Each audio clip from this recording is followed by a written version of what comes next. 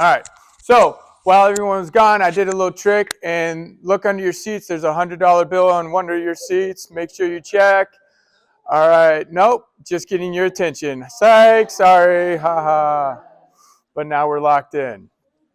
So I am talking to the youth in this room. The adults, you get to partake and listen to it as well. But I'm talking to youth. Okay.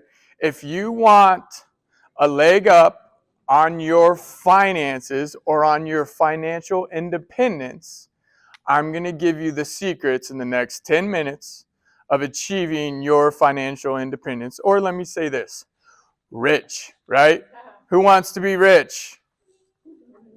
Who likes money? How can you not? Okay?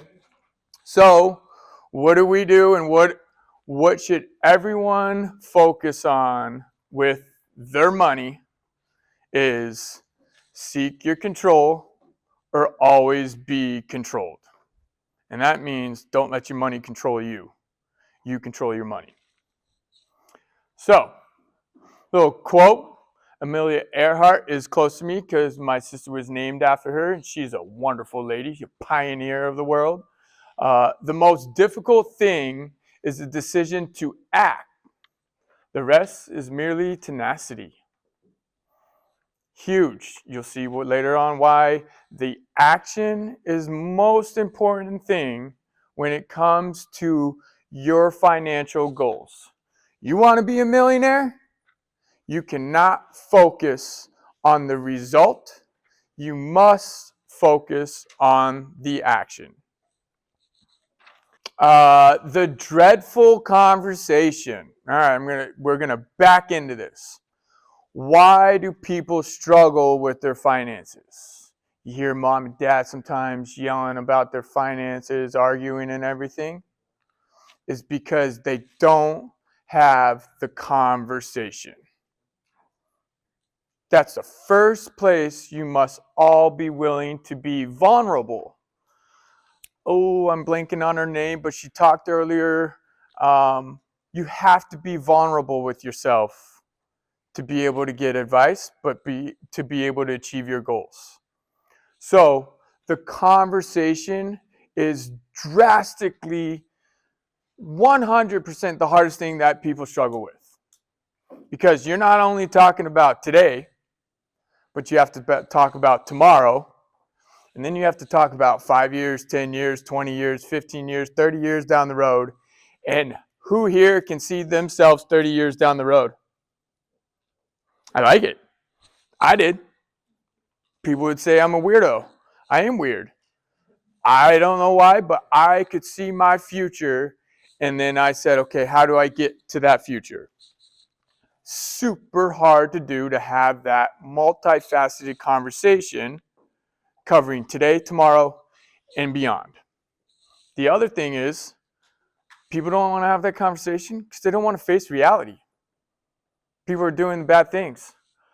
Hey, your parents gave you $10 to go out and buy food that you need to have to live for the day, and you went and bought a stuffed animal and then spent $2 on the food that you needed, and then later in the day you were like, oh shoot, I'm hungry. That's that conversation. That's that conversation people lack and don't have the ability to have because they're scared of it. They don't want to do it. They don't want to be vulnerable because it's uncomfortable and it's not easy. What's easier? Kicking that can down the road. Oh, we'll do it next year. Oh, I got a New Year's resolution. Kick the can instead. That conversation is the most important thing. And that conversation starts within and then being vulnerable to go have that conversation with someone else. And there's a reason why, a very specific reason why, you need to have that conversation outside of your internal self or with your significant other or whoever you're with. The next part of it, after having that conversation, is planning. Planning's not easy. Who wants to plan? Who wants to sit down, talk about like, all right, well, this is how we're going to do it. Some people may have fun with that. But a lot of people think it's boring. right? Any of you kids love going and talking and listening to your parents' conversation about planning? Hey, we're going to go plan a trip. What kid in here jumps in and goes, hey, I want to help with that plans? Oh, keep your hands down, liars. No, I'm just kidding.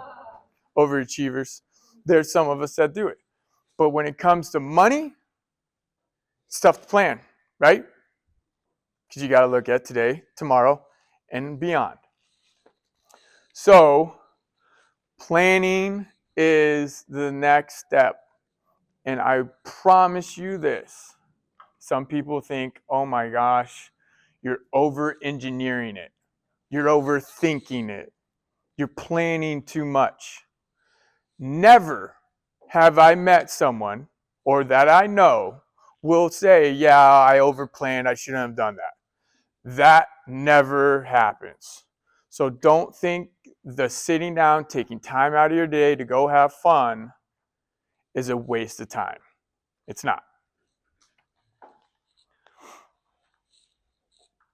What comes after planning?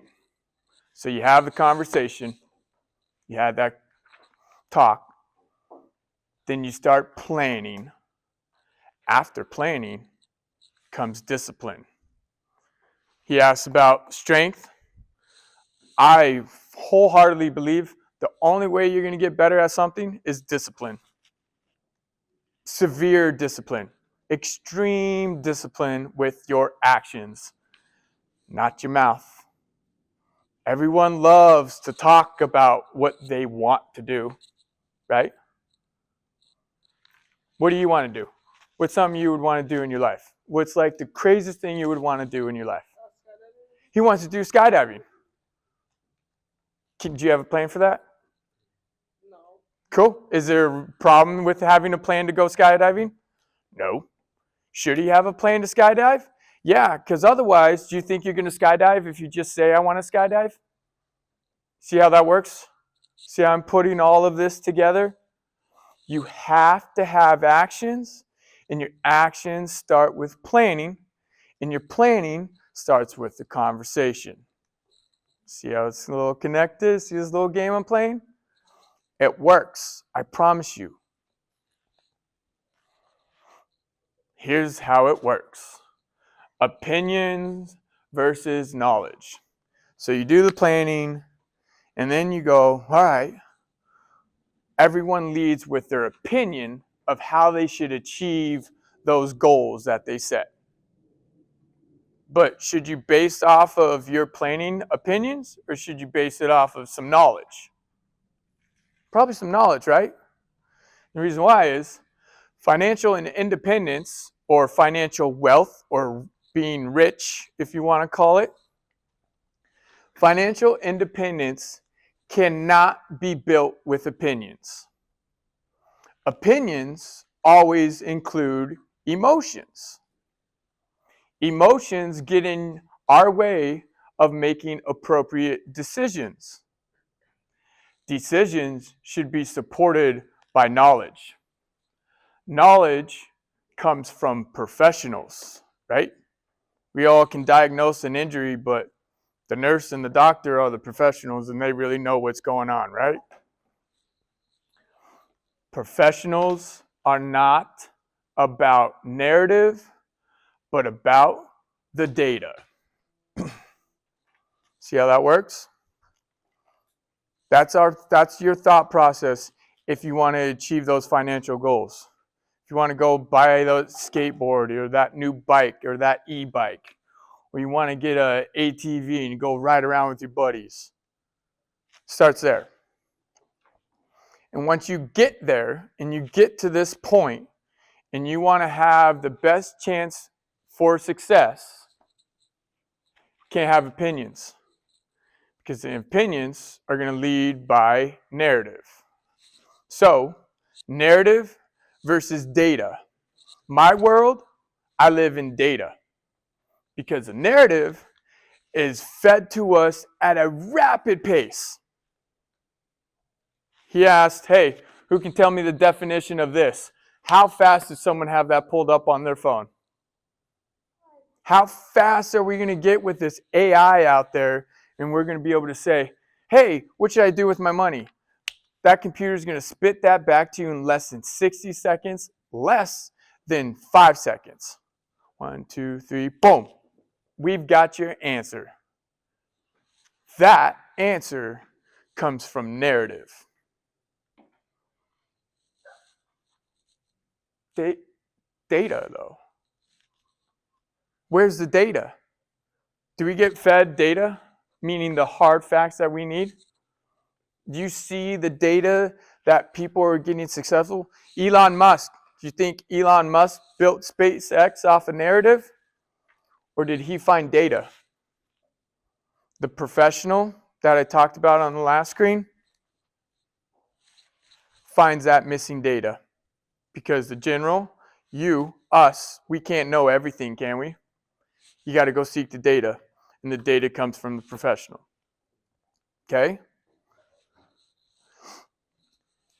And that is it.